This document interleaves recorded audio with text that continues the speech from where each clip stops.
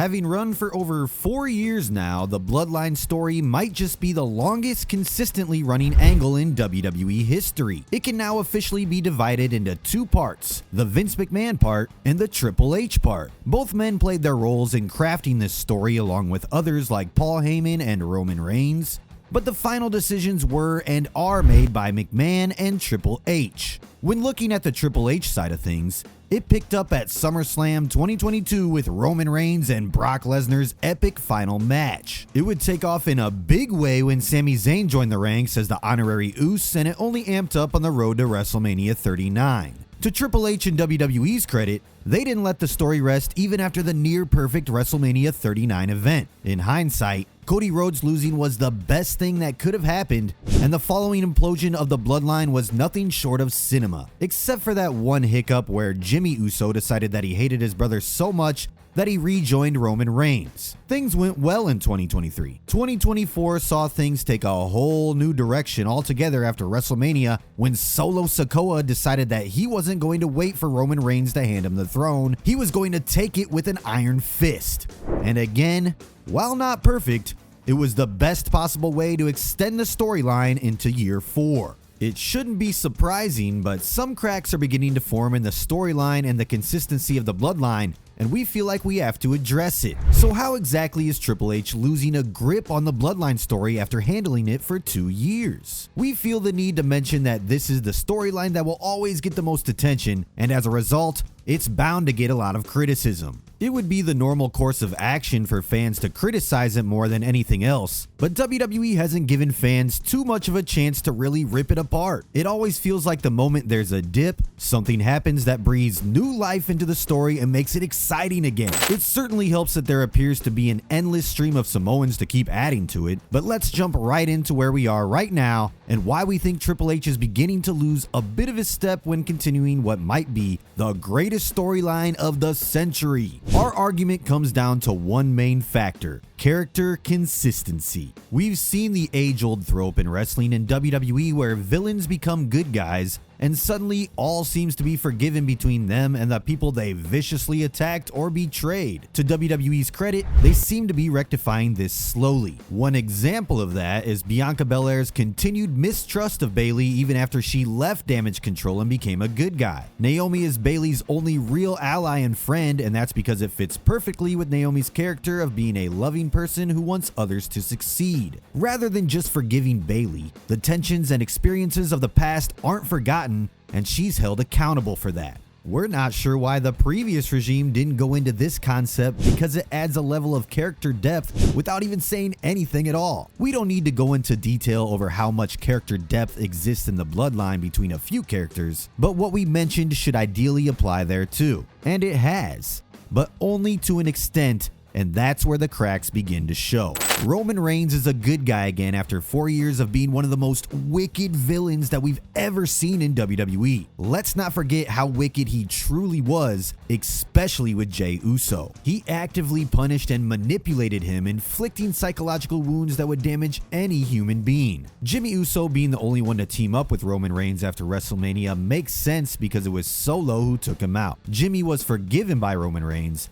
but Jey has no incentive whatsoever to help his cousin out. Sure, Roman Reigns may have fulfilled his objective of making sure nobody ever asked which one Jey Uso was between him and his brother, but you can't just overlook Roman Reigns' method to achieve it. Roman Reigns was a tyrant who needed his subjects perfectly under his control, and he was willing to do absolutely anything to achieve it. So why is there a sudden need to forgive and forget just because he's been a good guy for 3 months? Jey Uso and Sami Zayn simply deciding to join him without Roman Reigns taking much accountability for his past actions is exactly where things fall short. If you're gonna tell us that we're just nitpicking small details, our response is this: it's the finer details that differentiate a good story from a great one. When it comes to the War Games match, there are a few big problems. For one, it shouldn't have been that easy for Roman Reigns and Sami Zayn to get back on his side. We saw a bit of resistance with Jey Uso, who even told Roman Reigns that he wanted to be treated as an equal. He even said that if he saw even the tiniest bit of mistreatment, he would walk. Now that's good. That's consistent character work. But the problem with that was that Roman Reigns didn't need to take any responsibility for his past behavior, He simply said, "Yeet," in acknowledgement. The entire story of the OTC right now is that he's a king without a crown.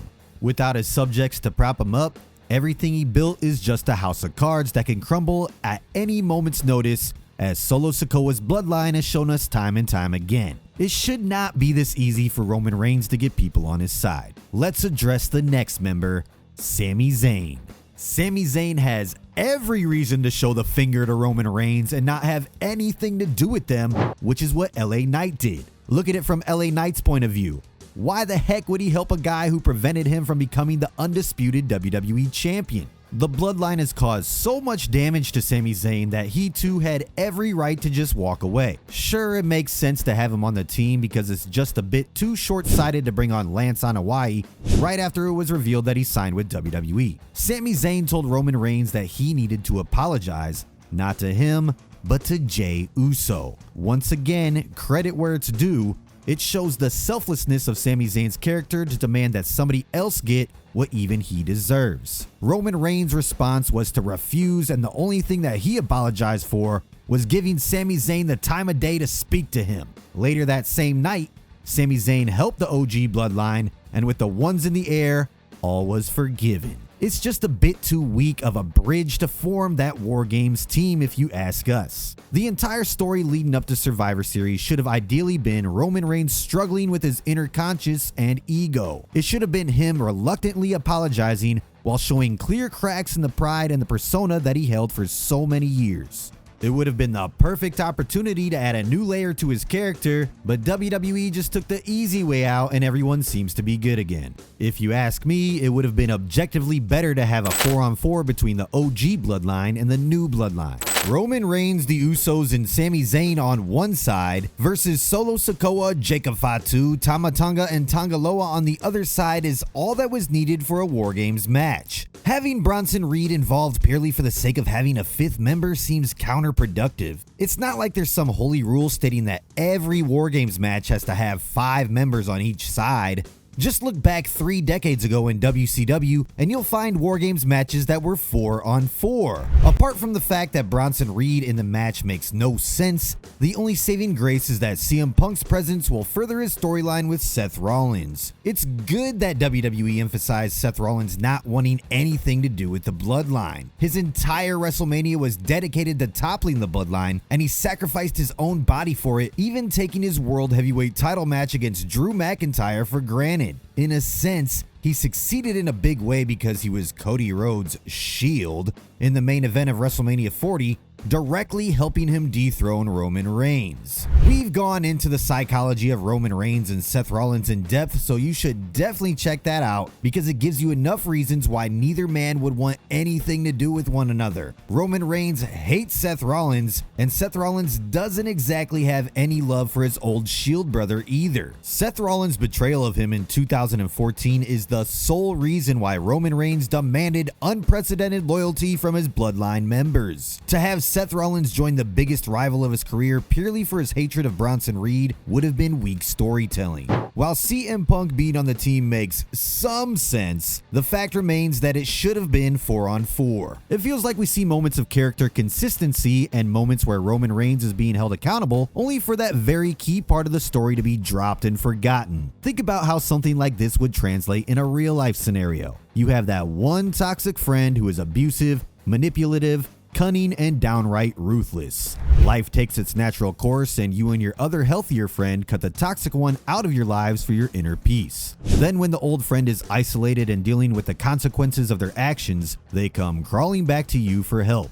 Rather than apologizing or taking accountability for their past actions, they show no remorse and no willingness to change, and everybody gets back together without a formal apology. What does that toxic friend learn from it? They learn that their words and actions have no consequences. It falls short in a place that could lead to a lot of character development for Roman Reigns. We would rather direct our praise to Solo Sikoa and the new bloodline. On the Solo side of things, we've seen actual growth and character development from him in the last few months.